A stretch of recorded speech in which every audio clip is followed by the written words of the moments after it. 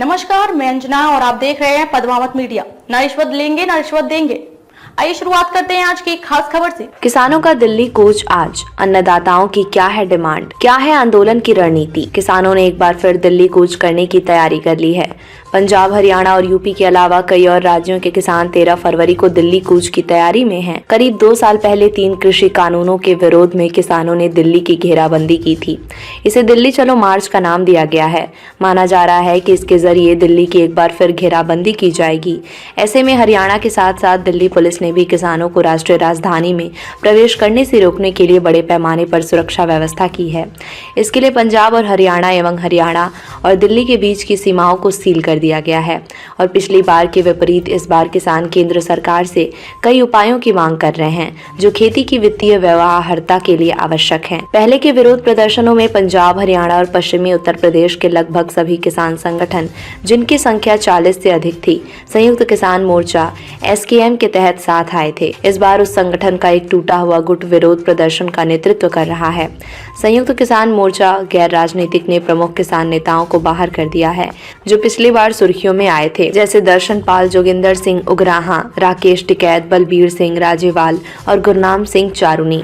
SKM गैर राजनीतिक में जगजीत सिंह दल्लेवाल के नेतृत्व वाला BKU दल्लेवाल और सरवन सिंह पंढेर के नेतृत्व वाला किसान मजदूर मोर्चा शामिल है, जो 17 कृषि संगठनों के समर्थन का दावा करते हैं। 13 फरवरी के दिल्ली चलो मार्च से पहले पंजाब में पंढेर और दल्लेवाल और हरियाणा से अभिमन्यु कोहर SKM गैर राजनीतिक के सबसे प्रमुख चेहरे रहे हैं। वहीं पिछले विरोध प्रदर्शनों का नेतृत्व करने वाले बड़े किसान नेता वेट एंड वॉच मोड में हैं। राकेश टिकैत जैसे कुछ लोगों ने 16 फरवरी को भारत बंद के आह्वान का समर्थन किया है। SKM नेताओं का सतर्क रुख, जिन्होंने इस बार पीछे रहने का फैसला किया है, किसान संगठनों के अंदर गहरी गुटबाजी का संकेत देता है। इस बार जाट समुदाय के संगठन खाप ने थोड़ा उत्साह दिखाया है, जिन्होंने पहले विरोध प्रदर्शन के दौरान बड़े पैमाने पर लामबंदी की थी। हालांकि पिछली बार मुख्य रूप से पंजाब के किसानों ने विरोध प्रदर्शन शुरू किया था और दिल्ली की सीमाओं पर पहुंच गए थे। इसके बाद दिल्ली खाप हरकत में आई थी। प्रदर्शनकारी किसानों की क्या है मांगे। इस बार किसानों की मुख्य मांग सभी फसलों के लिए न्यूनतम समर्थन मूल्य MSP की कानूनी गारंटी है। सरकार कृषि लागत और मूल्य आयोग की सिफारिशों के आधार पर साल में 2 बार लगभग 2 दर्जन वस्तुओं के लिए MSP निर्धारित करती है। MSP के तहत अधिकांश फसल खरीद पंजाब और हरियाणा से होती है। यहाँ मुख्य रूप से गेहूं और चावल की उपज होती है, जो सरकार की सार्वजनिक वितरण प्रणाली को सपोर्ट करती है। किसान ऐसा कानून चाहते हैं जो हर फसल का MSP की गारंटी दें।